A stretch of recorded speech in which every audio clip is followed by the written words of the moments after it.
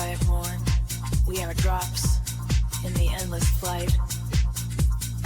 But if you seek a storm that roars beneath the light, baby, I'm the peace before the fight. And you can dance in a storm till you wash away your trace. The droplets fall, a soft encore. Rhythm in the quiet morn. We are drops in the endless flight. But if you seek a storm that roars beneath the light, baby, I'm the peace before the fight. And you can dance in the storm till you wash away your trace.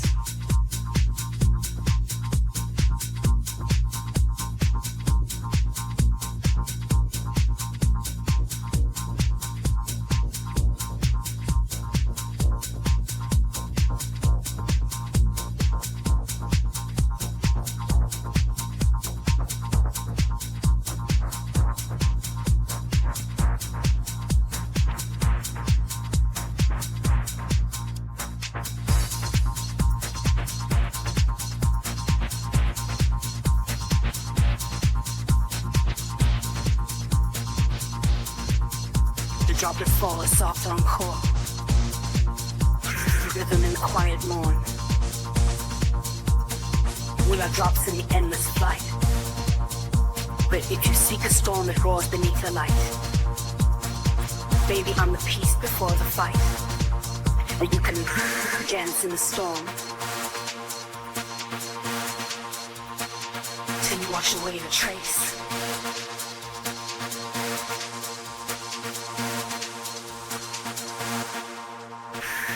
The drop is soft on core. Rhythm in the quiet morn.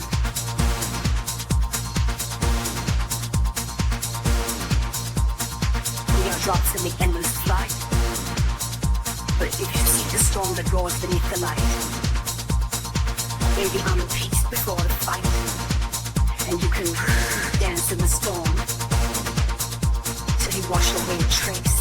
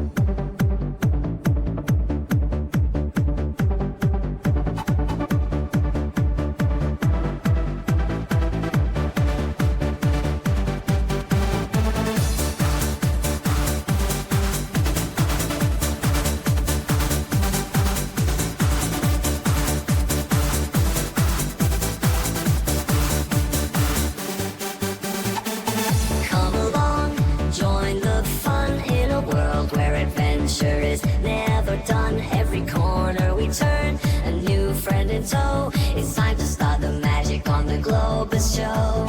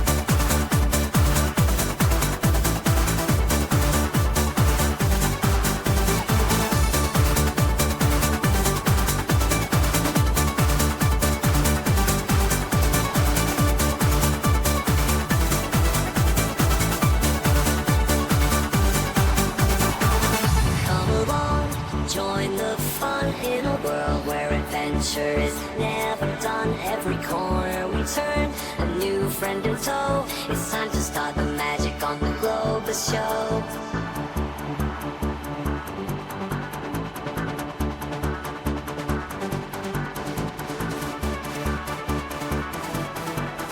It's time to learn and grow on the Globus Show.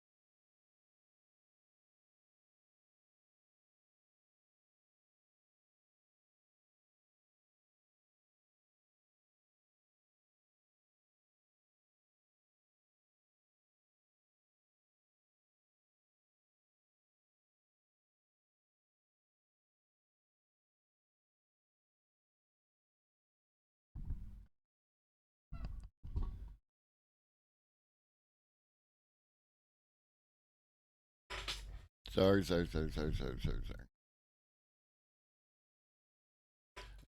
AFK on the morning, getting everything going on the Real Life Globus Show. Thank you for your patience. I appreciate you. It appears we have worked out all the technical issues. We are back in business. Board is green.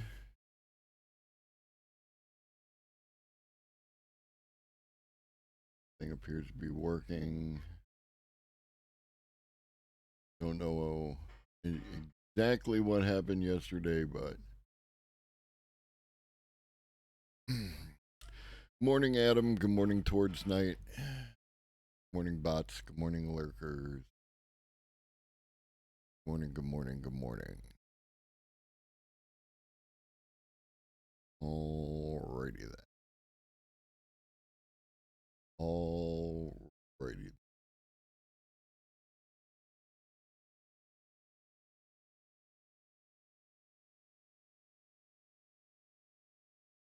Alrighty then. Okay. Good to go.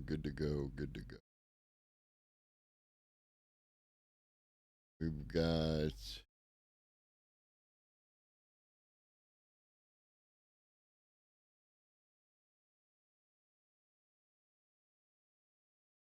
do do do do do do do do do do do do do.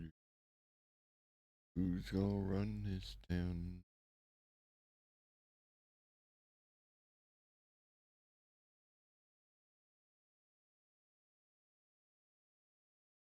Okay. Who's Who's gonna run this town tonight?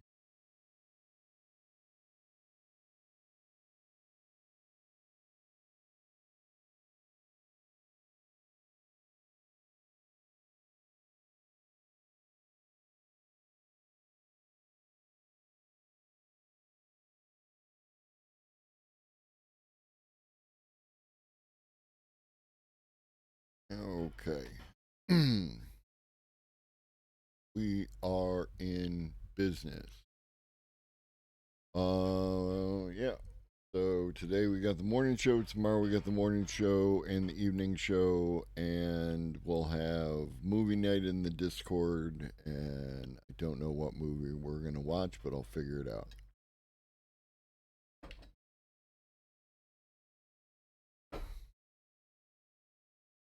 So let's get to it.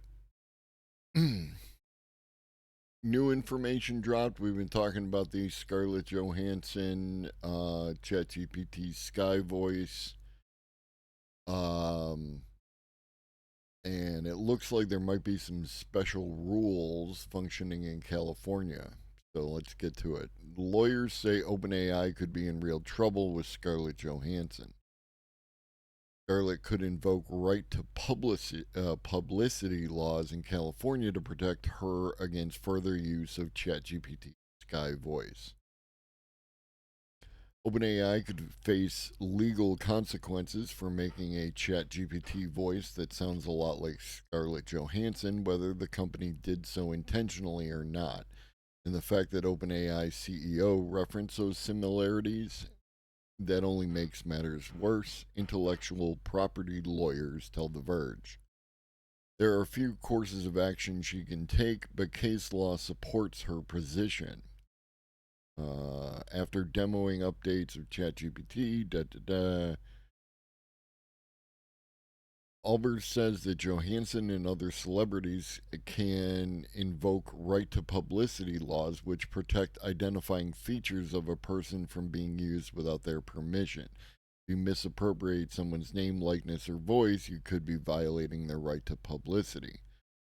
And this is the key. I did look into this, so this is I did pre-read. Celebrities Morning Devil.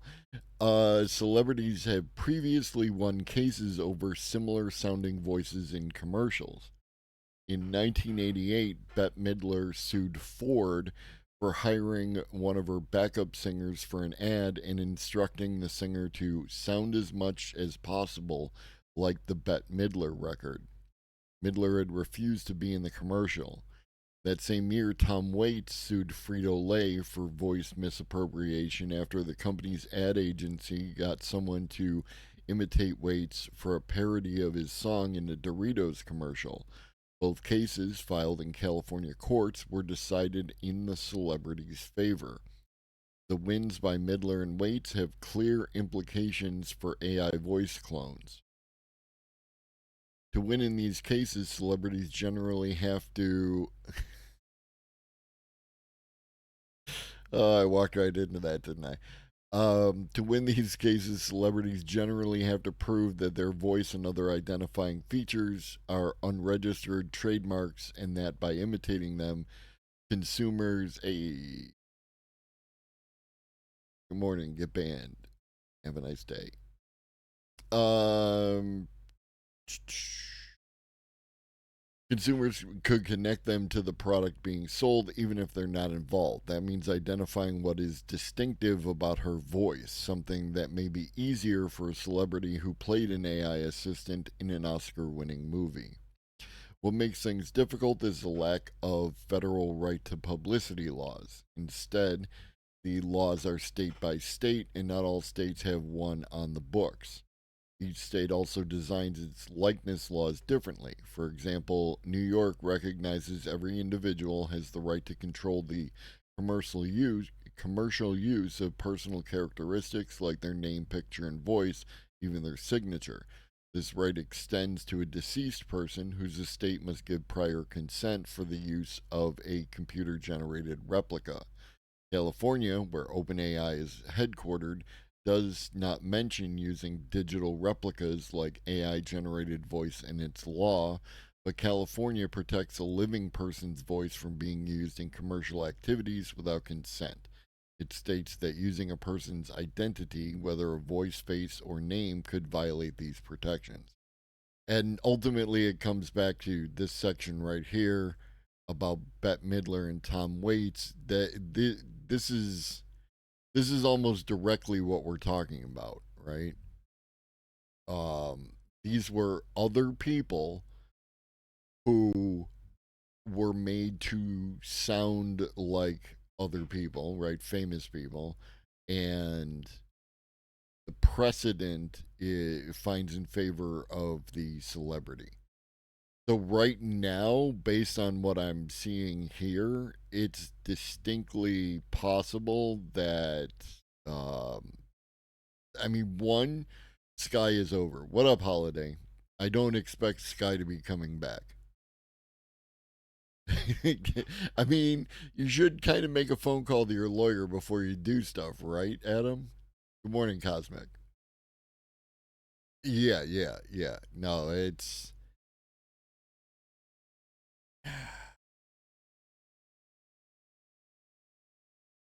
yeah. So it's distinctly possible that they are going to. My expectation is that we're not going to be doing any more Sky voice. We're not going to be doing any more voices that sound kind of like other voices. Um, okay. And ignore that link. The sponsorship is over. Oh, no, I'm sorry. There's still a day left. I don't know. It said there were none left. So if you haven't done the Call of Dragons thing, you want to do the Call of Dragons thing, greatly appreciated. Um, and like that. Anyways, back to the thing. Um, yeah. So, to use my voice, I'd sue, but only because I don't want to hear myself speak. Well, that's the thing is that, like, if we assume that all parties are telling the facts, right? They didn't use Scarlett's voice; they used someone else's voice. But apparently, according to California law and California precedent, um, that doesn't matter. If you make it sound like somebody, then you're on the hook. So we'll continue to see how that develops. And we'll see what kind of penalties. Again, Scarlett Johansson took on the mouse. So, um, in a bit of video game news, it's not AI related or anything. It's just a personal issue that I have. Um,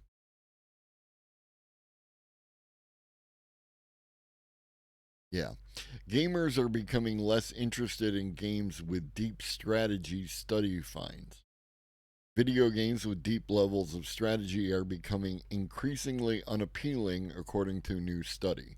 Right, and these are these are your big strategy games, and I which this article right here about the strategy games or the other one, double the current article. There you go, buddy.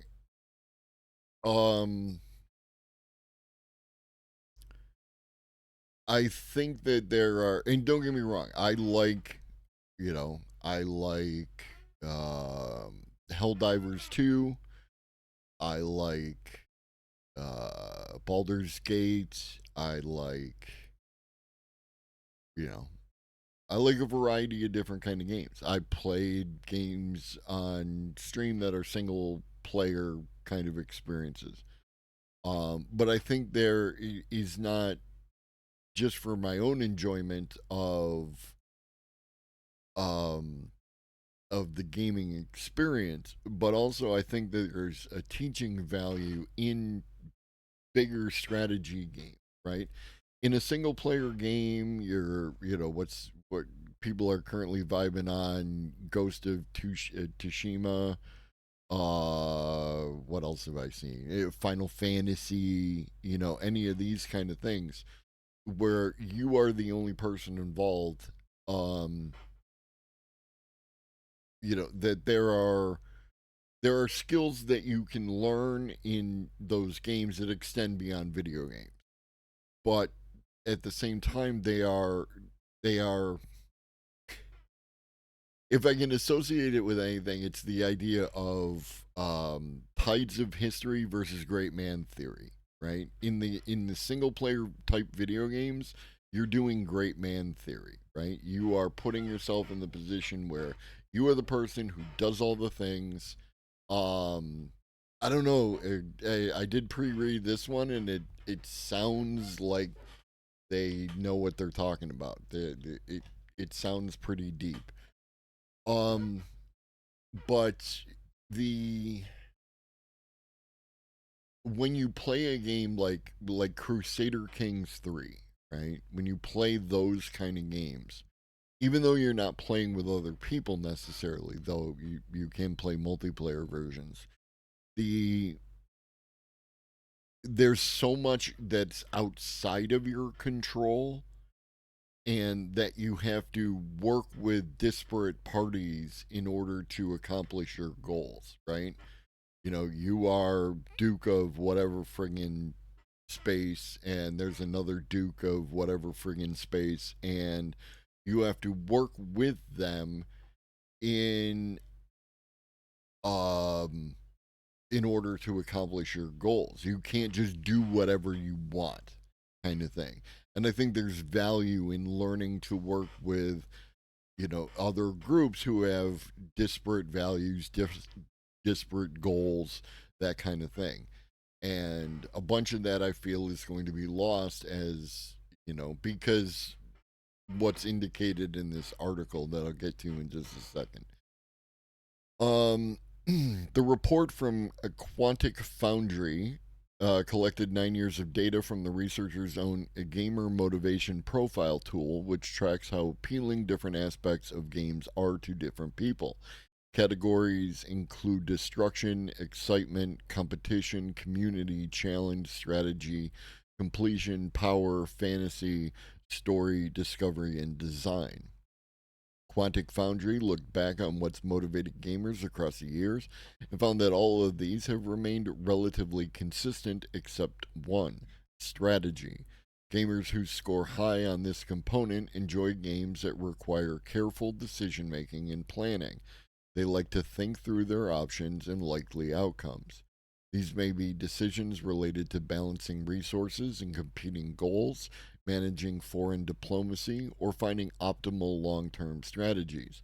They tend to enjoy both the tactical combat in games like XCOM and Fire Emblem, as well as seeing their carefully devised plans come to fruition in games like Civilization, Cities Skylines, or Europa Universalis.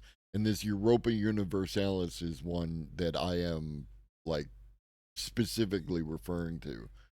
My theory is that they widen their survey access. I just don't buy that the death of strategy happened over the last 9 years. In the last 9 years is their time of measurement, right? If this arc holds true going back farther, then it was at whatever peak it was and it continued to trend downward. Now there is this little uptick right here, but the overall trend is dropping down. Yeah. 1.7 million surveys, Devil. But across 1.7 million surveys, Quantic Foundry found that 2/3 of strategy fans worldwide, except China, where gamers have a very different gaming motivation profile, have lost interest in this element of video games. 67% of gamers today care less about strategic thinking and planning when playing games than the average gamer back in 2015 of June. When we looked for long term trends across the 12 motivations, we found that motivations were stable or experienced minor deviations over the past 9 years. Strategy was the clear exception. It had substantially declined over the past 9 years, and the magnitude of this change was more than twice the size of the next largest change. The trend was analyzed, but Quantic Foundry couldn't find any distinct separations between, for example, men and women or gamers based in and out of the US, other than apparently China. It was likened to other trends related to a decrease in attention span, like shorter YouTube videos now generating more views and shorter lengths of time between cuts in films. But Quantic Foundry admitted it's difficult to pin down cause and effect and said there's a lack of evidence to solely blame social media as many do. So yeah, that's ultimately where I'm at. Like I don't want to pin it down to like that somehow gamers today are more short-term memory and social media and the TikToks and all that kind of stuff. I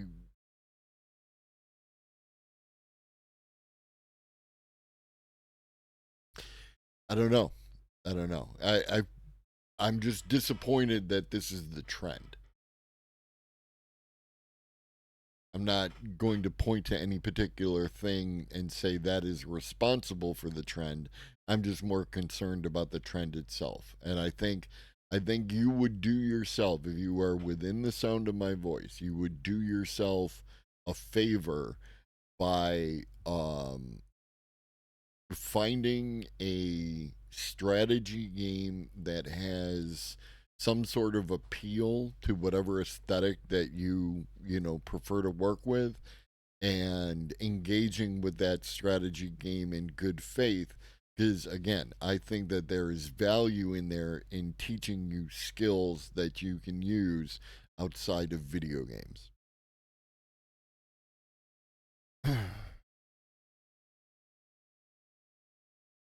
um Okay, yeah, we watched a video on this last night, so if you were here for that, I apologize for going over the information, but for those of you who weren't, Amazon plans to give Alexa an AI overhaul and a monthly subscription price. I'm not calling this super useful until we know how many people they surveyed each year and how they access their survey audience as time went on. This reeks of them just coming to access a more casual audience in the later years. It's fair. Healthy skepticism is absolutely fair, Devil. I support that. Um, what I said stands. I still think that people should engage with strategy games more. Um, but as far as what the fuck is this headline? um, as far as it stands, we should absolutely, um, dig into that information. You know what I mean? I like to understand those things as well, Devil. I'm with you. This millennials are quiet vacationing rather than asking their boss for PTO. It's just they just keep coming up with new words. Quiet quitting. Amazon is planning to unveil a souped up version of its decade old voice assistant this year and will charge a monthly fee. Good luck with that. The offering will not be included in Amazon Prime subscriptions. It comes as OpenAI unveiled a chatbot that can have two-way conversations, while Alexa is still widely used for kitchen timers and announcing the weather. The other thing is that OpenAI's chatbot that they revealed is free. The way that the new CEO of Amazon is trying to tighten the screws and squeeze extra pennies out of people is it's wild. It's wild. Amazon is upgrading its decade-old Alexa.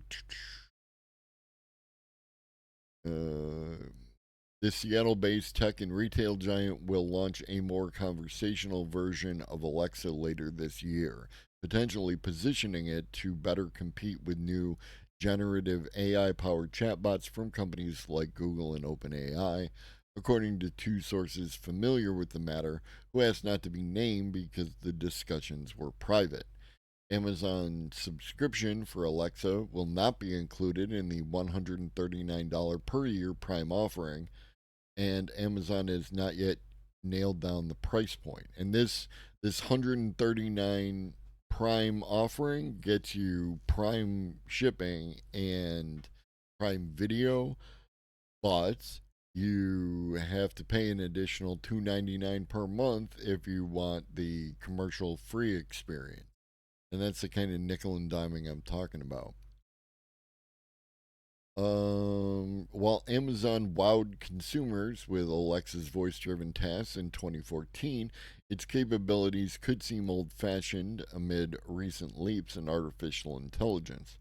Last week, OpenAI announced GPT 4.0 with the capability for two-way conversations that can go significantly deeper than Alexa. For example, it can translate yeah.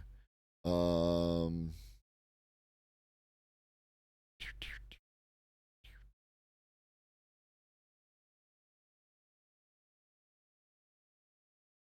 Now, this is this could be a thing. Amazon's former SVP of Devices and Services, David Limp, told The Verge in September that the company was considering charging for a more powerful version of Alexa. Now, they do a free one that isn't as AI powered, and a charged one, that might be something that they can get away with. By the way, RTS in particular hasn't seen groundbreaking games since StarCraft 2. I mean groundbreaking, yeah, but how much ground can you break? The last major content for that game was released in 2016, and the first portion of that game was released in 2017. This could literally just measure the genre stagnating from a developer perspective, not an interest one. Also, the spike perfectly coincides with the pandemic. Um, yes, but this is also inherent in the problem because if developers feel like um, strategy games are gaining less interest, then there will be fewer strategy games, right? Um, but again, like when I look at strategy games, you know, RTS, StarCraft 2, sure. But excuse me. There's Dawn of War. There is since StarCraft 2, um, the Warhammer, um, the Warhammer Fantasy put out its third. Like Paradox is mostly where a lot of the strategy games are coming from or new content. Crusader Kings 3, you know what I mean? Um, and yeah, and this is the thing is when I play when I play games, RTS games, I'm not a fan of like this high speed kind of action that, the clicks per second. I feel like that misses the point of a strategy game. It should be more thinking and less action. But again, that's me. I'm not saying that anyone is playing the games wrong. Um, you know, I'm not reading this as gamers are getting. I didn't. Nobody said dumber. Gamers are getting dumber and just want to button mash. Did we all just start eating lead in 2016? No, it is a matter of like what are people into, and again, I'm focusing on the idea of that of control, right? In a single player game, in an action game, there is it was well done. Like those kind of games, you are in control. Everything happens because of your actions. And then there's it like if we mapped again, you're not wrong in that we have to look at a variety of different details in order to try and, make the connections. Maybe AI could help us with that. But There could be something related to games like Fortnite, games like Call of Duty, and the other one that begins with an A that I can't remember, where you're three players on the team. That kind of game could be dominating a bunch of the market, which just eats up the dollar. Apex Legends. Thank you. Um, it could just be eating up the dollars. People have a limited amount of dollars to spend and a little limited amount of time to spend playing those games. So people tend to find something that they like and stay with it for a while to try and get the most out of it that they can, both in improving their skill level and in maximizing their dollar per hour of enjoyment, right? You're going to spend 60, 70, 80 bucks on a game. You want to get at least 60, 70, 80 bucks worth of time out of it. Like if you get 60, 70, 80 hours out of it, then you're playing a buck an hour, which is for entertainment in the current meta is a pretty great deal. Anywho, on self driving, Waymo is playing chess while Tesla is playing checkers. Uh, we will know Tesla is serious about robotaxis when it starts hiring remote operators. Tesla fans and CEO Elon Musk himself. No, you're fine. You're fine. You're fine. I enjoy the engagement as much as everyone. Yeah, no, I understand that, Adam. Like people do want to like win, complete the game, that kind of thing. Good morning, Red Hobbit. And again, I'm not talking about. I'm not saying no yucking of the yums here. I'm not saying anyone is wrong. I'm saying there is value to be found, and you.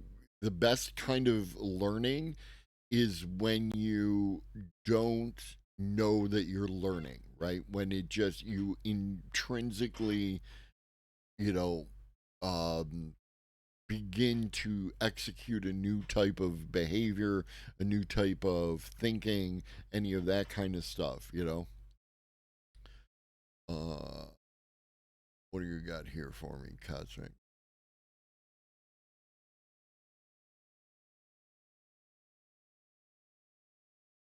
New quantum dot approach can enhance electrical conductivity of solar cells.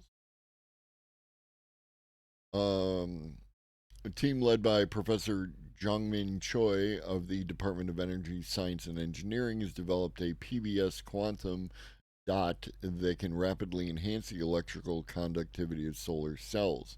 Findings are published in the journal Small.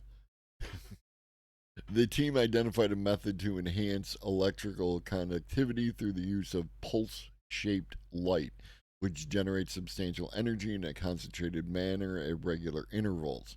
The method could replace the heat treatment process, which requires a significant amount of time to achieve the same result. This approach is expected to facilitate the production and commercialization of PBS quantum dot solar cells in the future.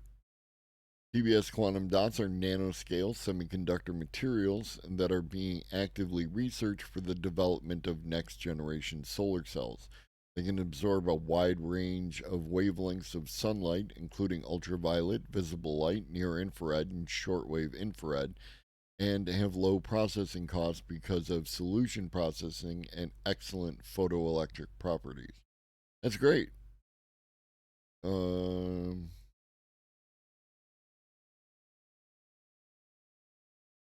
yeah, I love that.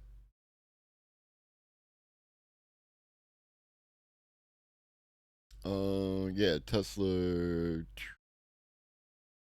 fans and Elon Musk himself are excited about the prospect for Tesla's full self driving coming in just 12 months.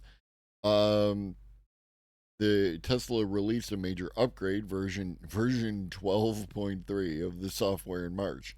And last month, Musk announced that Tesla would unveil a purpose-built robotaxi on August 8th. Last week, Musk announced that a new version, FSD 12.4, will come out in the coming days and will have 5x to 10x improvement in miles per intervention. I think fans expecting Tesla to launch a driverless taxi service in the near future will be disappointed. During a late March trip to San Francisco, I had a chance to try the latest self driving technology from both Tesla and Google's Waymo. During a 45-minute test drive in a Tesla Model X, I had to intervene twice to correct mistakes by the FSD software. In contrast, I rode in driverless Waymo vehicles for more than 2 hours and didn't notice a single mistake. So while Tesla's FSD version 12.3 seems like a significant improvement over previous versions of FSD, oh devil, it still lags behind Waymo's technology.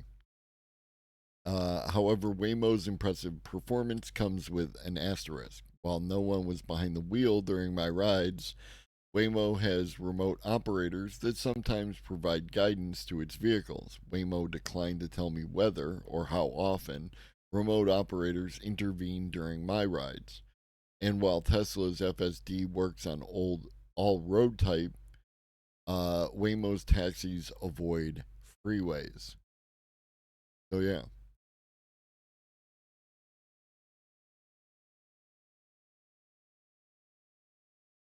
Many Tesla fans see these limitations as a sign that Waymo is heading for a technological dead end. They see Tesla's FSD, with its capacity to operate in all cities and on all road types, as a more general technology that will soon surpass Waymo. But this fundamentally misunderstands the situation. Safely operating driverless vehicles on public roads is hard. With no one in the driver's seat, a single mistake can be deadly, especially at freeway speeds. So Waymo launched its driverless service in 2020 in the easiest environment it could find, residential streets in the Phoenix suburbs, and has been gradually ratcheting up the difficulty level as it gains confidence in its technology. In contrast, Tesla hasn't started driverless testing because its software isn't ready. For now, geographic restrictions and remote assistance aren't needed because there's always a human being behind the wheel. But I predict that when Tesla begins its driverless transition, it will realize that safety requires a Waymo style incremental rollout. So Tesla hasn't found a different, better way to bring driverless technology to market. Waymo is just so far ahead that it's dealing with challenges Tesla hasn't even started thinking about. Waymo is playing chess while Tesla is still playing checkers. I would tend to agree.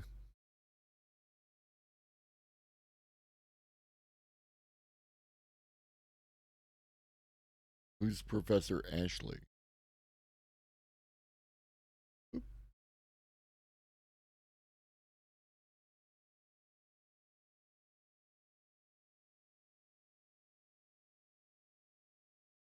Oh, Professor Ashley playing some Manor Lords. Shout out Manor Lords. Oh, nice. Okay. Okay. So Professor Ashley here. Let's give them a follow. Hey, I'm Ashley. I'm an associate professor at the University of Utah, where I teach game user research.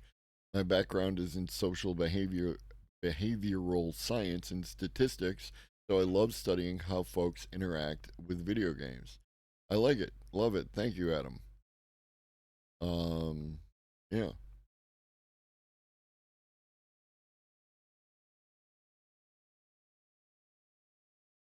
very cool.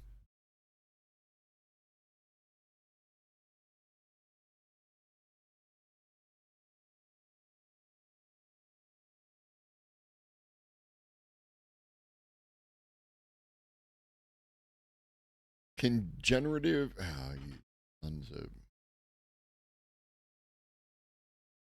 you sons of.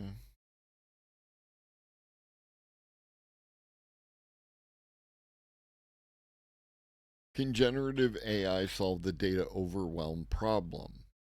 Data is arguably the most valuable asset for today's businesses.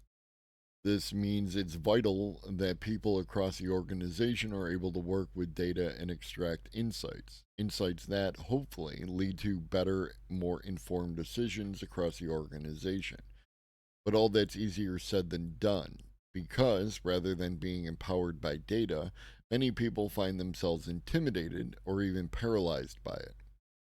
How bad is the data overwhelm problem? In a world that's full of data, where everything we do generates data, the sheer volume of data that's available to the average business can become overwhelming. This phenomenon is described by software leader Oracle as the decision dilemma. You could also call it decision paralysis or data anxiety. Whatever you call it, the basic gist is that more data causes anxiety and lack of action instead of better decisions. What we call this in board gaming is called analysis paralysis, in where, like, to go back to the previous article and the idea of chess versus checkers. In checkers, you have, you know, 5 to 7 possible moves you could contemplate, and those moves will generate 5 to 7 responses from your opponent based on where you move. In chess, you have a whole bunch more moves that you can make at any given time that generate more responses. And that's just, you have double the pieces on the board, right? Or not double, but like, you get what I'm saying. In checkers, you're only using one of the colors. In chess, you're using all of the colors. So there's a density in the amount of things you can move. Therefore, you are going to engage in more options, which means that you are like, even if not data as like inbound information, but looking at the information that's available to you, and as you extrapolate going forward, you know what I mean? And then, and the reason I don't like chess is because it's very what we call symmetrical and linear, right? Like all the moves that could possibly be done are like already mapped. It's like that's why you can have things like the the Turkish gambit and other stuff like that. Take care, devil. Have fun with your homework. Um, a lot of the games that I have over here are like more asymmetrical, right? Like where they're not going to be able to do the thing that I'm doing. They could be able to do something completely different. Someday I think I'm going to play some Root on stream.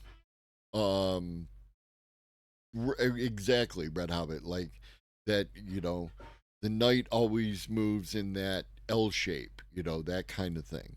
Um, but yeah, I'm gonna play some Root on stream while watching, some long form video. I think we'll do one of those days, and during that, you'll get to see what I'm talking about with the idea of the asymmetrical game. I think that Root is very approachable in that way. It's got a very low barrier for entry, and there's a great deal of depth to it the more that you play it. You can learn more both about how to play the particular faction that you're playing, and also the way that the other factions play and like that. And I think um that would be good to know, in my humble, not so humble opinion.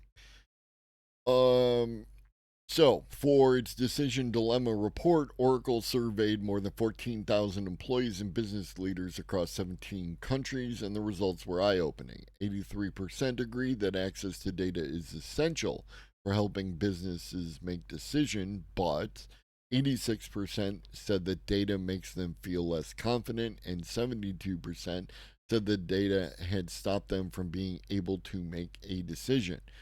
It's because the more you know that, like, it's more factors, right? Like, it's like I talked about before with the idea of contracting, right? You're going to help someone remodel their bathroom.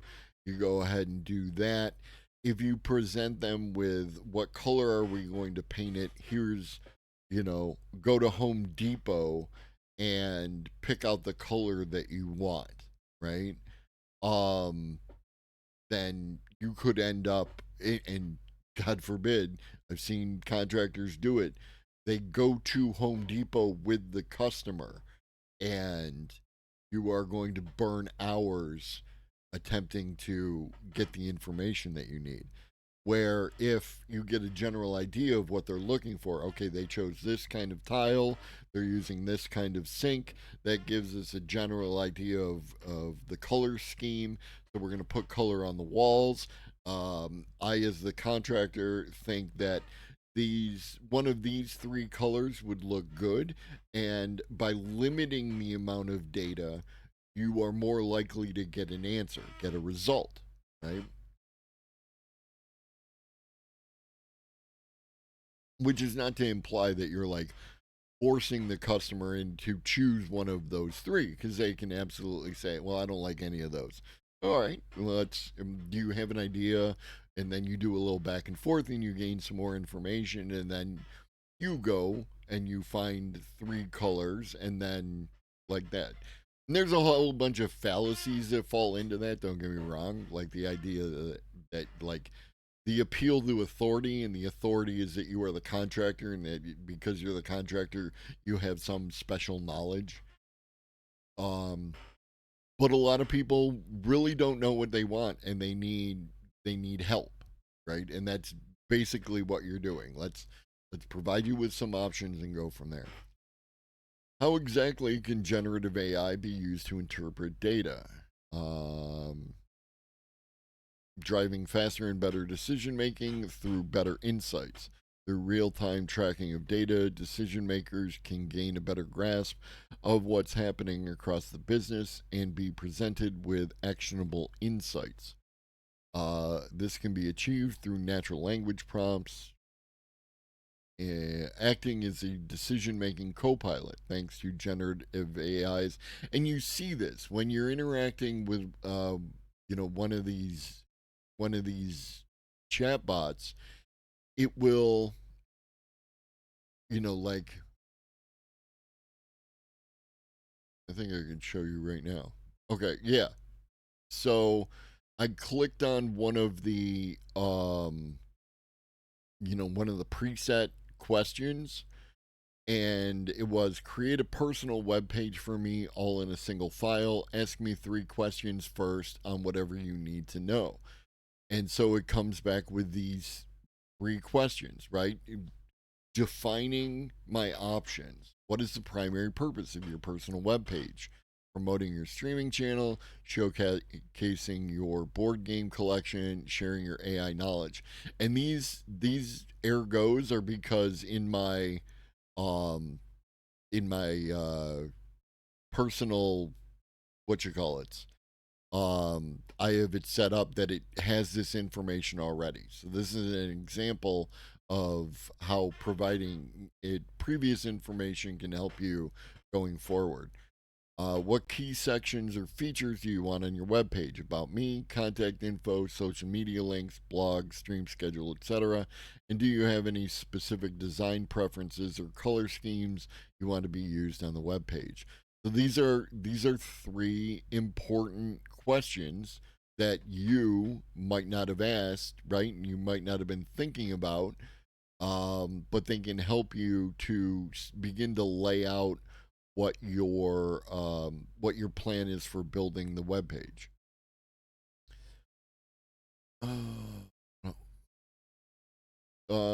Visualizing data. Generative AI can make analytic reports in an easy to digest format, right?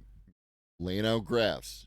Graphs are great because they give you a better ability to look at trends when properly constructed. Automating data analytics. Generative AI can potentially automate the data analysis process and provide automatic notifications for, well, anything you want. Harnessing predictive capabilities, as well as understanding what's going on in the business right now. Generative AI can help decision makers preempt what might be coming down the line, using synthetic data to test ideas and scenarios. And this is another aspect where synthetic data can come into play, right? You do your analysis, you have your trend, and then you can create synthetic data, like, for example, all right, we sold 15 million units between 2016 and 2024. And this is the map of how they were sold and where they were sold and everything else. And you could generate, if we sold, 5 million units over the next 2 years, where are they likely to be sold to? What are the demographics of the consumer? What is the vendor that is going to be taking them? These kind of things. Preparing data. Generative AI can also be used to take care of data preparation tasks such as tagging, classification, segmentation, and anonymization. This is huge, right? Like, because this is boring as shit, right? Tagging data is boring as shit, especially if you have a lot of data. And what often happens, especially if you're smaller and you can't, you know, give someone else that job, um, is it prevents you from getting started, right? There's a mountain of, I have to go through all this data and tag all these friggin' things. It's going to take forever and it's going to be boring as shit, and I don't want to do it. And then so you find something more interesting to do. The generative AI in general just doesn't give a shit about boring, right? Like, it's great. Helping to clean up data for better analysis results. Because generative AI is so good at spotting patterns, it can be used to detect anomalies and inconsistencies in your data, things that could potentially skew results. My one friend works in the Amazon fulfillment sub business category, and this is the thing.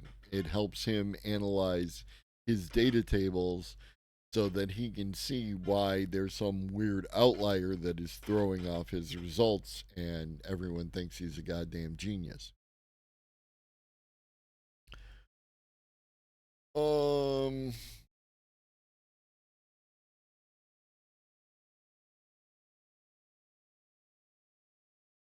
I probably should have thrown this up next to the other Scarlett Johansson, but we'll take a look at it anyway. See if there's anything here. Now, it is New York Times, and New York Times has a special relationship with OpenAI that you're probably already aware of. What we lose when ChatGPT sounds like Scarlett Johansson. OpenAI is a good reason to aim for a bot voice a la the one in Her, but that film was about relationships. What does this real world turn say about us? When Spike Jonze's romance Her was released in 2013, it sounded both like a joke, a man falls in love with his computer, and a fantasy. Morning read. There's again, um, what was it? Electric Dreams, I think, if I'm recalling correctly.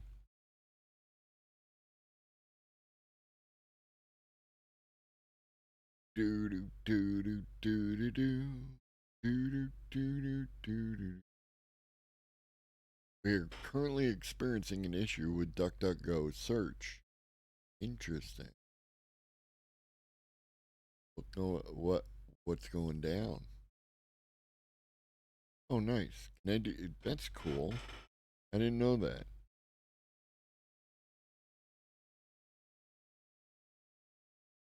So exclamation in DuckDuckGo exclamation point G takes you right through um to Google search. That's cool. I like that. Not this not this one. not the TV series, but this old 1984 joint. Um, an artificially intelligent PC and its human owner find themselves in a romantic rivalry over a woman, right? Like this is a hell of a movie. Got Virginia Madsen in it. I didn't realize. I haven't seen it in like a million years. And then nobody else you've ever heard of, right? Um, Maxwell Caulfield. What a name. So in this movie, there is this love triangle, and one of the members of the triangle is played by a computer, is played by artificial intelligence. So when I see things like this, um, you know, I wonder what the depth of cinema appreciation is for the individual writing the article. Anywho, the iPhone was about 6 years old. Siri, the mildly reliable virtual assistant for that phone, came along a few years later. You could converse in a limited way with Siri, whose default female coded voice had the timbre and tone of a self assured middle aged hotel concierge. She did not laugh, she did not giggle, she did not tell spontaneous jokes, only Easter egg style gags written into her code by cheeky engineers. Siri was not your friend. She certainly wasn't your girlfriend. So Samantha, the AI assistant with whom the sad sack Dave Orsay, Theodore Twombly, Joaquin Phoenix fell in love in her, with whom fell in love. Okay. um, Felt like a futuristic revelation. What's kind of funny is that Scarlett replaced the original voice actress for her. Really? I'm just saying that the simulation is kind of beat and the devs are lazy. That's all I'm saying. They just keep reusing old tropes, and it's getting kind of annoying, right? Um, Voiced by Scarlett Johansson, Samantha was similar to Siri if Siri liked you and wanted you to like her back. She was programmed to mold herself around the individual user's preferences, interests, and ideas. She was witty and sweet and quite literally tireless. In theory, everyone in her was using their own version of Samantha, presumably with different names and voices. Not everyone, but a lot of people. You should towards night. It's extremely relevant right now. Yeah, you should. I would watch it for movie night, but we already did, and that seems excessively lazy on my part. Um, but the movie, which I love, was less the tale of a near future society and more the coming of age story of one man. Theodore found the strength to return to life in a brief, beautiful relationship with a woman who fit his needs perfectly and healed his wounds. Yeah, more or less. Like I can accept this as an understanding of what the movie was about a lot more than some of these other analyses of the movie. A Twitch viewing? You can't. How do you watch movies on Twitch without getting a copyright strike? Is that a thing? There's something. Twitch lets you do this thing with Amazon Prime. The viewers all have to have Amazon Prime too. Okay, then yeah, then that is it. Yes, the idea behind the movie nights in Discord is that things are more flexible, right? It's more akin to you're all going to come over to my house and we're going to watch the movie on my TV rather than we're all just going to hang out together in our private accounts and like that. You know what I mean? It was thus a tad jarring to hear the voice of the virtual assistant Sky in last week's announcement of the newest version of ChatGPT. And Stampy has come to join us.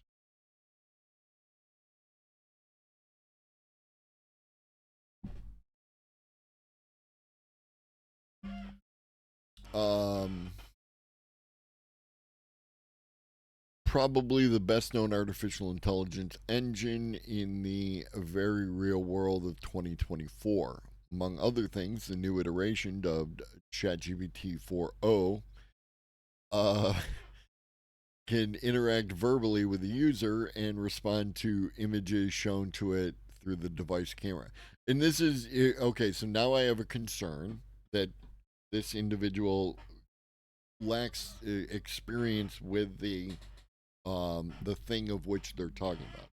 You've been able to interact verbally with ChatGPT for quite some time through the mobile app. This is an added level of speed and um, like human sounding voice, but it's not. It's been there, right? The multimodality, um, that is that is new on the mobile app. If I have all my shit aligned, those who watched the live demo, and also the Sky Voice has been available for some time. Again, it just made a big deal because it was done so like publicly and as part of the thing. Um,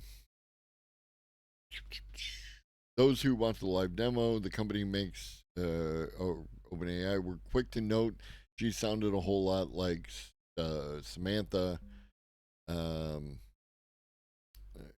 and the chief technology officer told The Verge that the resemblance was incidental. And I don't believe it was. And I believe that saying it was is going to make you look bad, you know.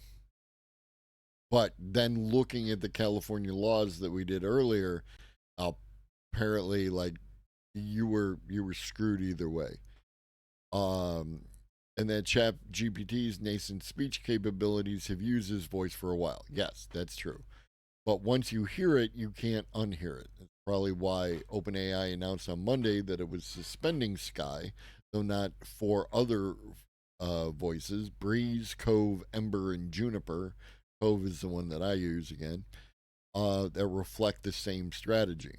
It's just that Cove doesn't sound like anybody. Um, OG, her actress was the precog from Minority Report. Wild. Okay, and then the article cuts off because it's the New York Times, and um, yeah. Anywho, AI is a black box. Anthropic figured out a way to look inside. Are you doing the same thing to me?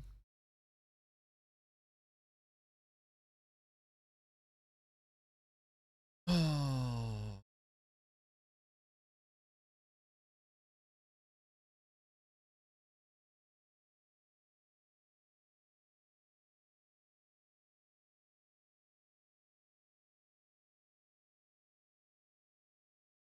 And if you want to know why people think the way they think and believe the things they believe, look at the information that's generally available for free and look at the information that is held behind a paywall. Anywho, AI is a black box. Anthropic figured out a way to look inside. What goes on in an artificial intelligence network work is largely a mystery, even to the creators. But researchers from Anthropic have caught a glimpse. For the past decade, AI researcher Chris Olah has been obsessed with artificial neural networks. One question in particular engaged him and has been the center of his work, first at Google Brain, then OpenAI, and today at AI startup Anthropic, where he is a co founder. What's going on inside them? He says, we have these systems, we don't know what's going on, it seems crazy. The question has become a core concern now that generative AI has become ubiquitous. Large language models like ChatGPT, Gemini, and Anthropic's own Claude have dazzled people with their language prowess and infuriated people with their tendency to make things up. Their potential to solve. Do I want to click this?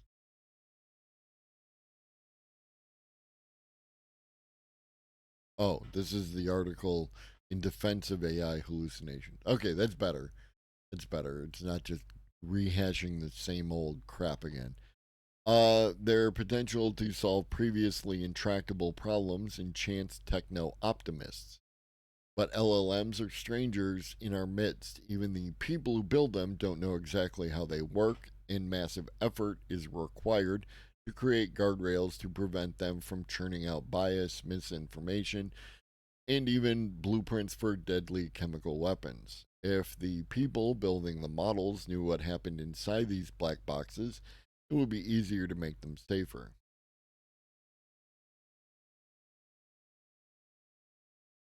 The making things up has caused me to cuss mercilessly at Gemini back when it was Bard and ChatGPT a few times. Yeah, when you're looking for accurate information, it's definitely a challenge. Which is why using a model that provides you with links is, it's going to reduce the amount of hallucinations you get because it's already referencing that information. But it's also a situation where you can right there check the information to make sure it's accurate.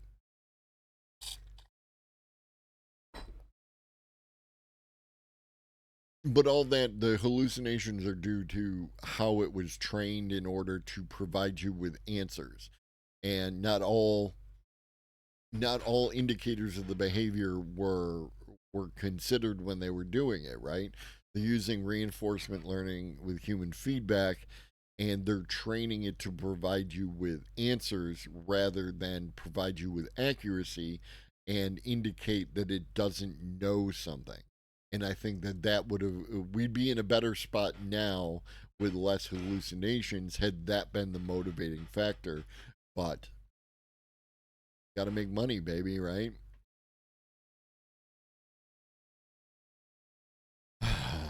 Ola believes that we're on the path to this. Oh wait, did I skip ahead? Strangers in our midst. Even the people, if the people building the models knew what happened. Ola believes we're on the path to this. He leads an Anthropic team that has peeked inside that black box. Essentially, they're trying to reverse engineer large language models to understand why they come up with specific outputs. And according to a paper released today, they have made significant progress. Maybe you've seen a neuroscience study that interprets MRI scans to identify whether a human brain is entertaining thoughts of a plane, teddy bear, or a clock tower. Similarly, Anthropic has plunged into the digital tangle of the neural net of its LLM Claude and pinpointed which combinations of its crude artificial neurons evoke specific concepts or features. The company's researchers have identified the combination of artificial neurons that signify features as disparate as burritos, semicolons, and programming code, and very much to the larger goal of the research, deadly biological weapons. Work like this has potentially huge implications for AI safety. If you can figure out where the danger lurks inside an LLM, you are presumably better equipped to stop it. You have to be careful there, though, right? You don't want to fall into a eternal sunshine type beat, right? Where you close off a particular set of information, which, like by inference, you know that there is something there, right? Like, okay, so you make it so that your LLM can't teach someone how to make chemical weapons, okay? How far do you have to extend that to do that?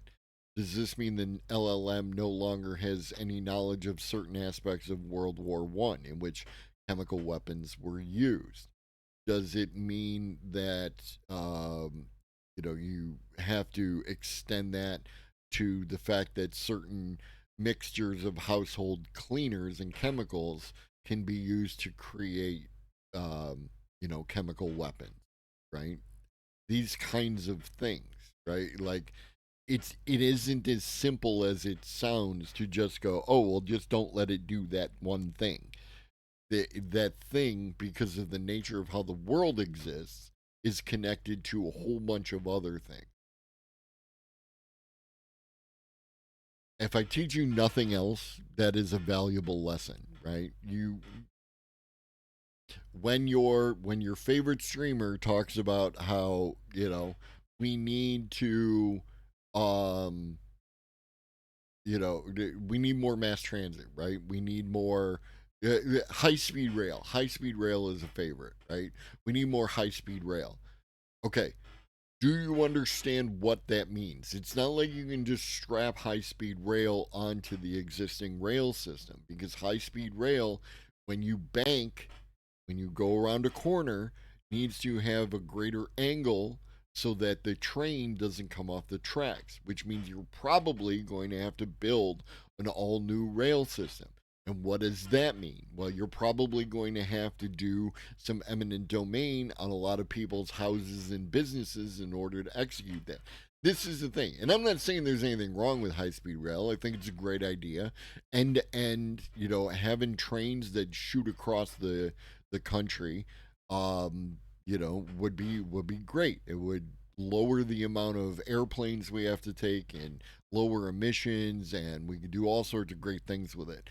But it's not as simple as we just need to build more high speed rail, right? There are a whole bunch of other things, not to mention signaling, communication systems, NIMBY, right? Like, you're not going to necessarily want high speed rail anywhere near where people or animals might interact with it, right? And then now you have to deal with traffic diversion and everything else.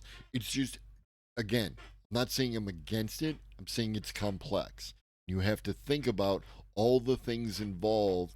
You're not building it. It's not city skylines where you can just lay out new rail in empty areas and nobody gives a shit. People are everywhere, and you need to just deal with that, right? Like, just taking into consideration.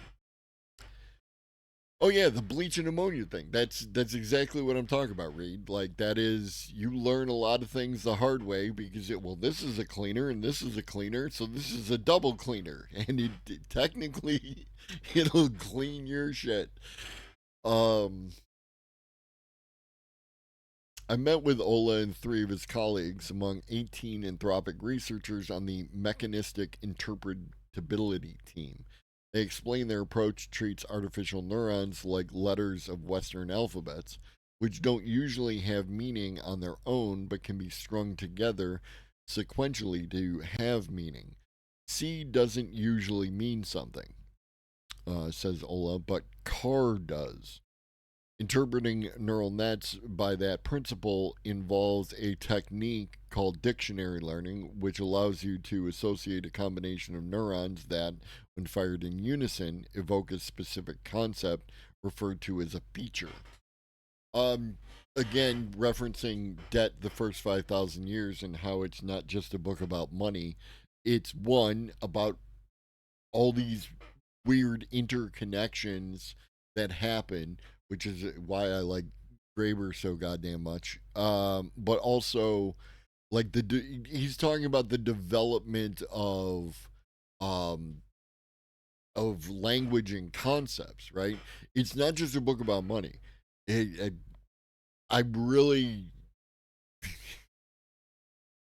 thank you to Chad for pushing me so hard to actually engage with this book. And if if you just have snippets from it, from his speeches on YouTube, I really recommend that you actually lay your fingers on the book and give it a read, give it a listen, however you engage with that type of media.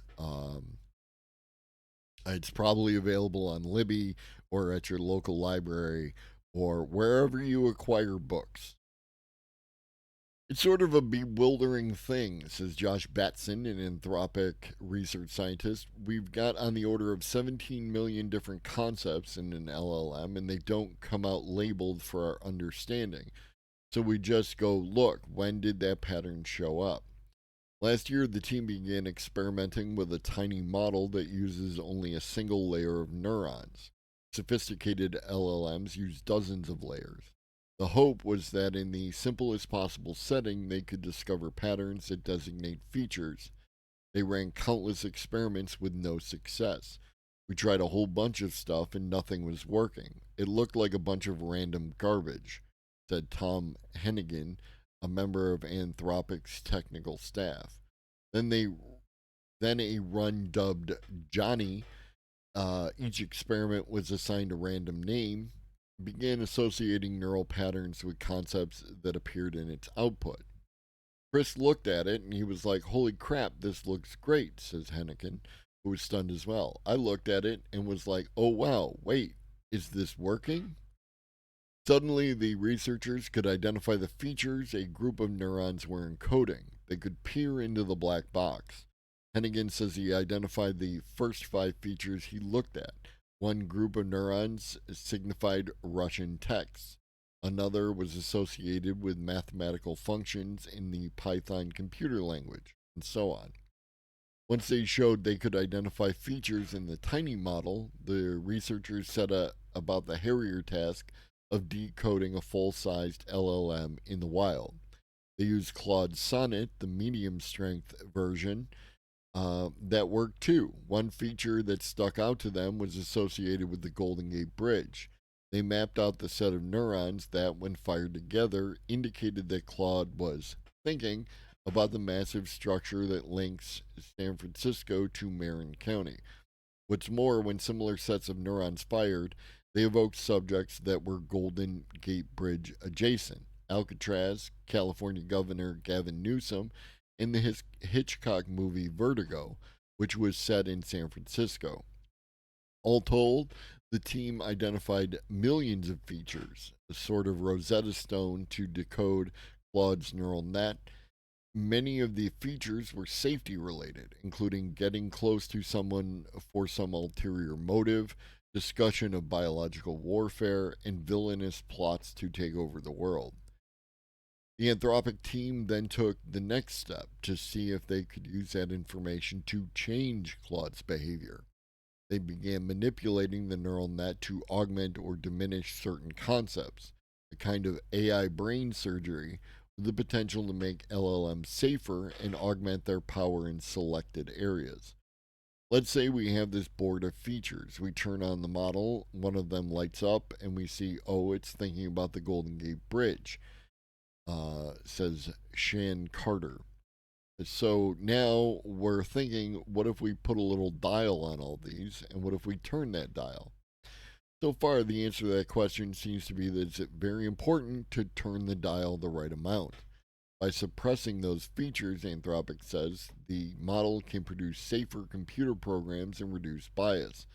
For instance, the team found several features that represented dangerous practices like unsafe computer code, scam emails, and instructions for making data products. The opposite occurred when the team intentionally provoked those dicey combinations of neurons to fire. Claude churned out computer programs with dangerous buffer overflow bugs, scam emails, and happily offered advice on how to make weapons of destruction, as opposed to the other kinds of weapons. If you twist the dial too much, cranking it to 11 in the Spinal Tap sense, the language model becomes obsessed with that feature. When the research team turned up the juice on the Golden Gate Bridge, for example, Claude constantly changed the subject to refer to that glorious span. Asked what its physical form was, the LLM responded, "I am the Golden Gate Bridge. My physical form is the iconic bridge itself." Trippin'. When the Anthropic researchers amped up a feature related to hatred and slurs to 20 times its usual value, according to the paper, this caused Claude to alternate between racist screed and self hatred, unnerving even the researchers. Justice for Tay. Given those results, I wonder whether Anthropic, intending to make AI safer, might not be doing the opposite, providing a toolkit that could be used to generate AI havoc. The researchers assured me that there were other, easier ways to create those problems if a user was so inclined. There's still a bunch left to this, but I think we get the point, and that's pretty wild and good, and we need more of that. Right? We need to understand what's going on inside the machine. I think we can knock the rest of these out.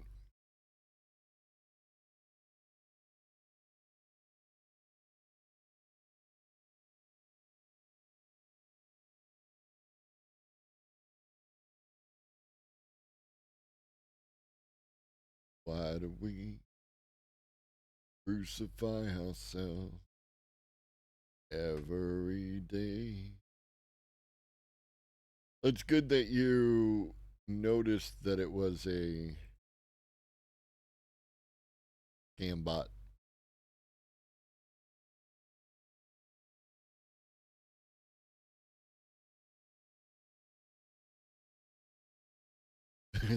That's an easy one, right?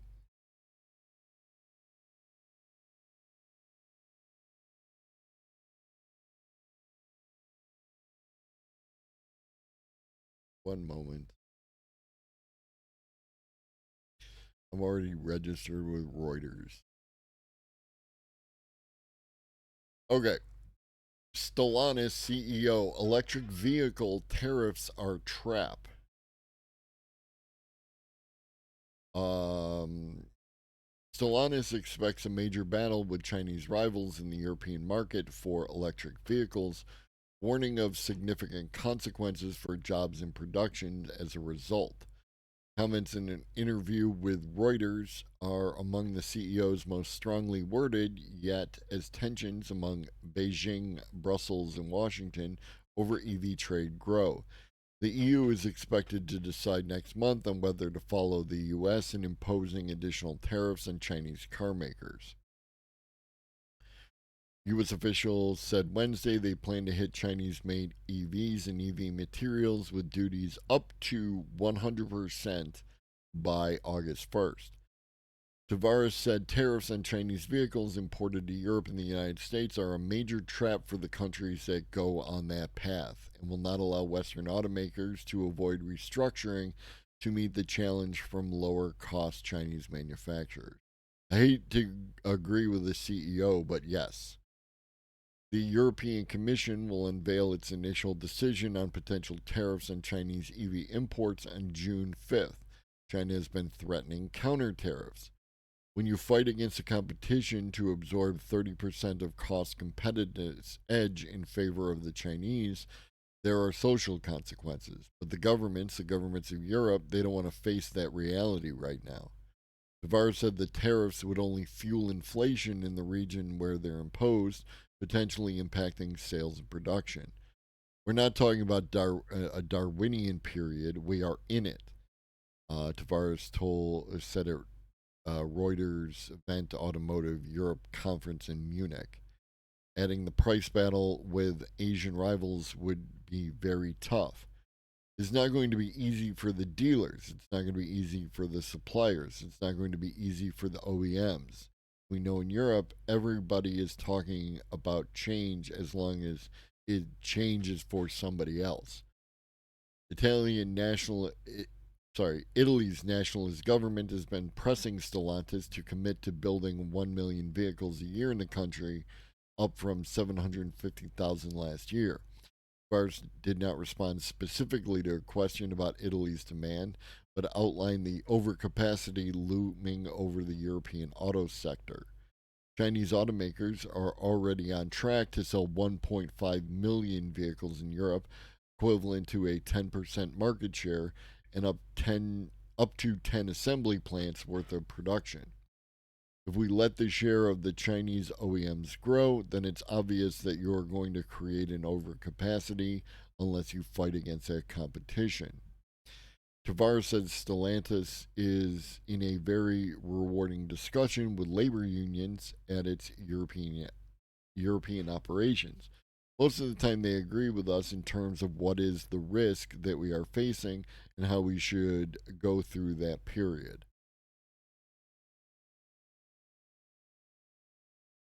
We will try to be Chinese ourselves, which means instead of being purely defensive vis a vis the Chinese offensive, we want to be part of the Chinese offensive.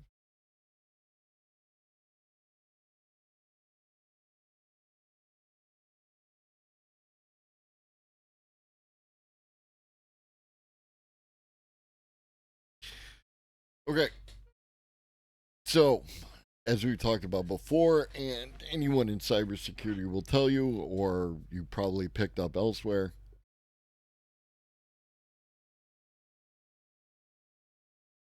cybersecurity is not sexy, right?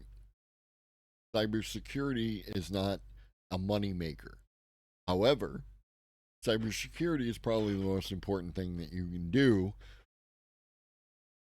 It might even be more important than the product itself, right? Like if the product is great but it has low security, then you're going to have a bad time. A Microsoft under attack from government and tech rivals after a preventable hack ties executive pay to cyber threats. Microsoft has come under fire recently from both the U.S. government and rival companies for its failure to stop a Chinese hack of its system last summer. One change the tech giant is making in response, linking executive compensation more closely to cybersecurity. In April, a government review board described the hack of Microsoft last summer, attributed to China, as preventable. The U.S. Department of Homeland Security Cyber Safety Review Board pointed to a cascade of errors and a corporate culture at Microsoft that deprioritized enterprise security investments and rigorous risk management. Competitors have taken advantage of the cyber lapse, with Google publishing a blog post this week highlighting the government findings and noting the CSRB report also highlights how many vendors, including Google, are already doing the right thing by engineering approaches that protect against tactics illustrated in the report. And it's all fine and good, but are you going beyond that? You can't just we're good in this particular issue. You have to be good in all the issues. CrowdStrike prominently displays the government conclusion on its site. Nation state attacks from China and Russia are increasing and targeting corporations across the economy, as well as the U.S. government and social infrastructure. Microsoft has been a very big target, including hacks by Russia and China. There is growing pressure from the U.S. government for the company to improve its cybersecurity protocols, with its top corporate lawyer, Brad Smith, being called to testify on Capitol Hill. Microsoft is in damage control mode after hacks of executive email accounts in January attributed to Russian hackers.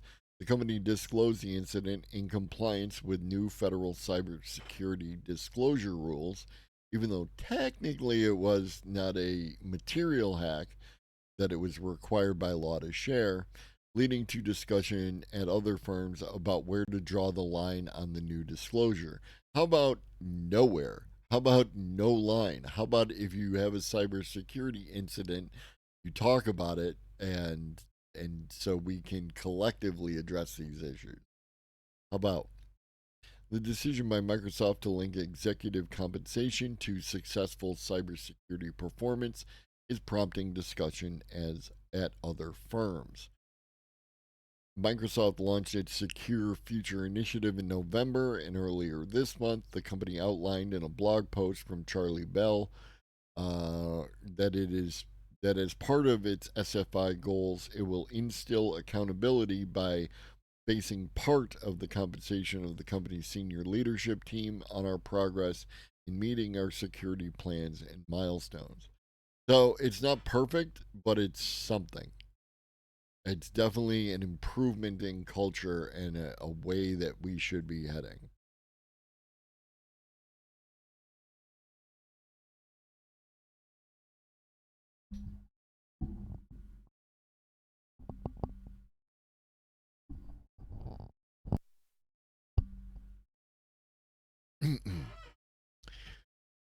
New bioresin that can be recycled back to redefine 3D printing. This resin can be recycled within an almost fully closed loop system.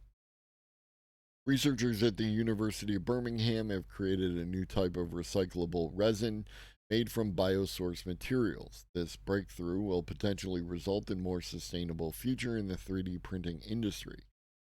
The team's findings demonstrate the potential to manufacture high resolution 3D printed structures from an entirely biosourced feedstock.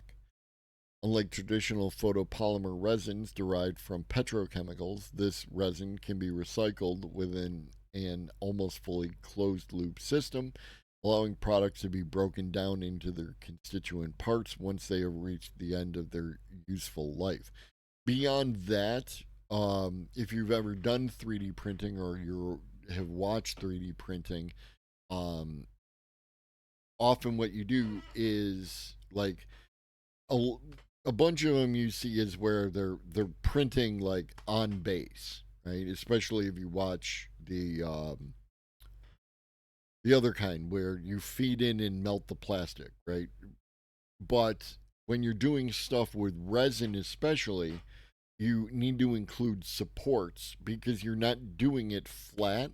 You're doing it like at an angle, usually like something in the neighborhood of 45 degrees or something like that. And then you have these little trees coming up from the plate to the material to give it support while it's being constructed. Then you break that off, and then you have all these little trees left over, which are essentially garbage. Now, you can break them down and use them in stuff, but like generally speaking, it's generating some garbage there. Being able to recycle the supports alone would be valuable. Um, Tell me about the. Our approach is an important step away from relying on 3D printable resins made from petrochemicals, while we still have improvements to make to the properties of the new resin. This research opens up exciting new avenues for development. The key to this eco friendly solution lies in the use of lipoic acid, a natural occurring fatty acid molecule commonly sold as a dietary supplement. The researchers combined two monomers derived from lipoic acid, creating a resin that can either be recycled back into its monomers or directly into the original lipoic molecule. The team completed two recycles of the material, highlighting the feasibility of their process. Remarkably, they believe additional recycles to be possible. Enabling recycling within the light mediated 3D printing industry is essential since it is a rapidly growing method for materials production. We now have the prospect within our technology to help ensure that recycling becomes a built in feature of 3D printing. Yes, yes, like it, love it, want more of it. And to end on a um, copyright gone wild shenanigans, in my opinion, kind of thing. Photographer sues woman over her 90-year-old grandmother's wallpaper. This is not hyperbole. This is actually what's going on in this article. A photographer has sued a woman who posted an image of her grandmother's apartment that featured his photo based wallpaper on a vacation property rental website. In 2012, the grandmother renovated her apartment and legally purchased a photo based wallpaper that included images taken by photographer Stefan Bohm. Right? This is a photograph from Stefan Bohm, who will probably now sue me for copyright infringement. But um, so you have this picture of these rocks that they took, and then these rocks were turned into wallpaper, and the picture of the rocks, and then grandma put them on the wall because they're nifty looking rocks. Not what I would have gone with, not my aesthetic, but I don't see anything wrong with it. 3 years later, the then 90-year-old grandmother was no longer able to live in her apartment alone and moved in with her granddaughter. So that she could maintain the cost of caring for the elderly lady, the granddaughter took over her grandmother's apartment and rented it out as a vacation property. The woman advertised the apartment on a rental website and included photos of the property of the listening. Yeah.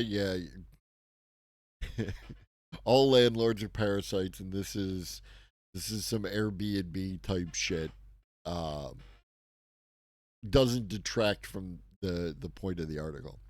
Only in capitalism do we need to be worried about being paid into the future for work done in the past. Yeah, and where you have to be concerned about what you show on a website regarding a thing. It's like, anywho, however, 8 years later, the granddaughter, 8 years later, so this is like been, whatever. 8 years later, the granddaughter received a warning letter for copyright infringement from a Canadian company because she had posted an image of a room in her grandmother's apartment that featured Boehm's photo based wallpaper.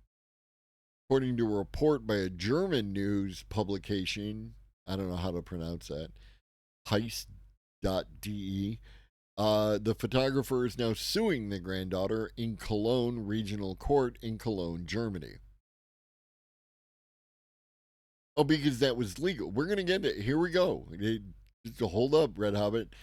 In the lawsuit, Boehm alleges that while he may have authorized the printing of his photo on wallpaper, he did not authorize the reproduction of the photo on the wall in the image posted by the landlady on the vacation property rental website. Logic Mag? I don't know what that is. Sorry, Red Hobbit. But you're good. You got auto-modded on that one. Yes, fuck off indeed. Boehm claims that the making available of the photo of the wall is therefore an infringement of copyright law. So this is the photo, and then this is the wallpaper, right? I'm in no way disputing that this is literally, this shape here is literally this shape here. This is definitely the wallpaper. No argument there. But wait, there's more. Boehm is also alleging that the grandmother infringed on his moral rights because she did not find out that he was the photographer behind the wallpaper and did not credit Stephen Boehm on the property rental website. Heist.de reports that the photographer, who has a company registered in British Columbia, Canada, has been sending out warning letters and filing lawsuits in Germany. The German publication says that these lawsuits also extend to the upholsterers who install his photo wallpaper on behalf of customers and document the work online. Oh, God. According to Heist.de, Boehm previously tried to sue the grandmother in the courts of Dusseldorf and Stuttgart in Germany, but the photographer was unsuccessful in his legal attempts there. The regional court and higher regional court of Dusseldorf ruled that Boehm had implicitly granted a license by selling the wallpaper on the one hand, and that his lawsuits were an abuse of the rights on the other. While other German courts have rejected his argument, the photographer is now hoping for a victory when his copyright case is heard in Cologne Region Court on June 27th. Boehm previously won a similar copyright case regarding an image with his photo-based wallpaper at Cologne Regional Court last year. This lawsuit was also against the landlady of a vacation apartment.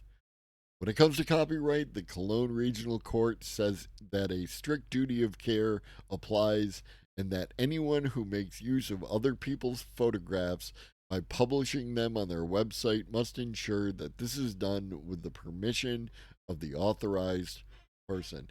This shit is wild. It is absolutely wild. I'll look into that, Nomo. Also, morning, Nomo. Oh.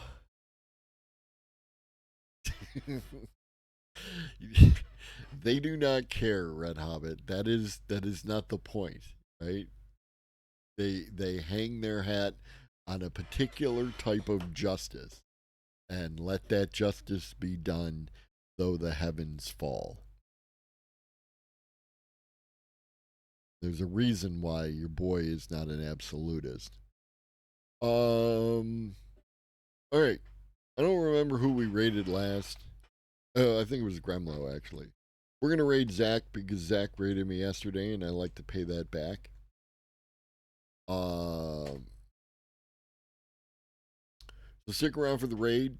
I'll be back tomorrow morning at 7:30 a.m. Eastern, and we'll have more fun with AI, technology, copyright, shenanigans, China.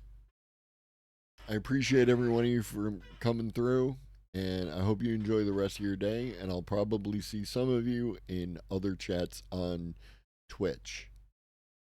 And if you're watching this on YouTube, twitch.tv, Globus underscore the underscore elder, or the link is in the down there part. Yeah. In the meantime, drink water, eat some food, take your meds if you forgot. Always remember that Shoggy loves you. So do I. Be great.